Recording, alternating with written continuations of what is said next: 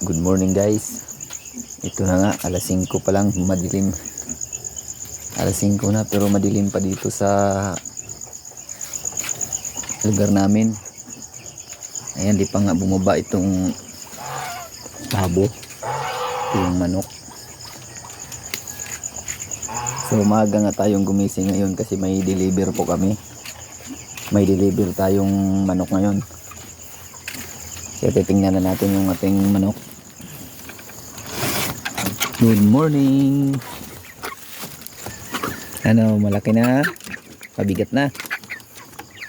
So ito nga. So may deliver po kami ngayon sa kalapit bayan lang din po. Ayan. May deliver po kaming 30 piraso. Panghanda daw po ito. Kailangan lang po nila daw ng maaga, nakiusap na hanggat maaari ay bago mag alas 7 ay or alas 8. Kaya ito, magpakain tayong maaga at yung mga sisiw natin bigyan na natin agad ng pagkain at inumin. So tara, check din natin yung ating mga sisiw. Chuchu! So dito tayo. Check natin kung wala bang naipit. So ayan.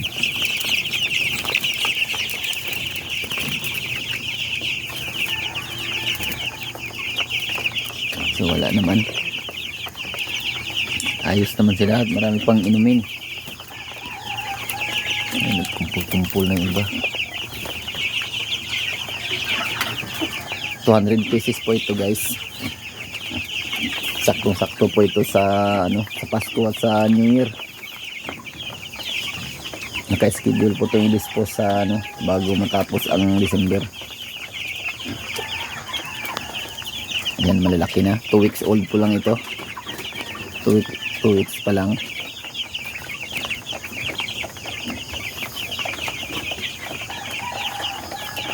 So ayan, check muna tayo ng konti.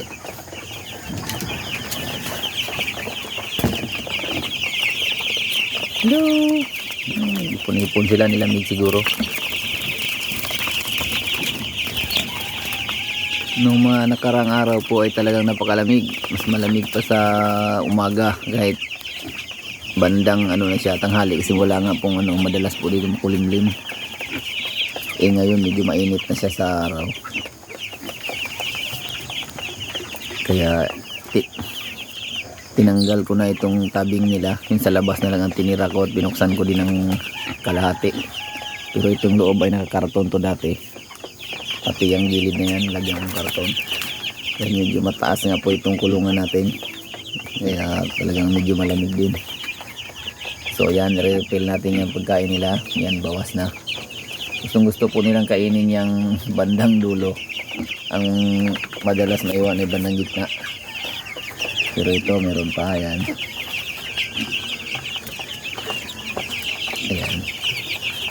Malalaki na. Talagang tamang-tama po ang size nila sa kanilang edad. Mga 2 weeks. Ang ilaw po ay kulay dilaw pa rin kasi talagang medyo malamig pa din naman talaga.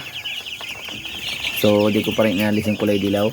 Yung summer po ngayon, siguro ay yung LED na ang ginagamit ko dyan. Pero ngayon inaalalayan ko po ng mainit na ilaw kasi medyo malamig talaga sa gabi. Ayan. So tara guys, i-prepare ko na nga po itong medyo malayo-layo po yung puntahan namin. Baka matagalan tayo makabalik dito. At doon na tayo makapag-almusal sa bahay, doon sa bayan. So i-prepare ko lang itong painom nito at pagkain pupunuin. At para ma-prepare naman natin yung pan-deliver na manok. At baka maliit pa tayo doon sa pagdadala natin. Tingin ko ipanghanda po ito. So tara guys.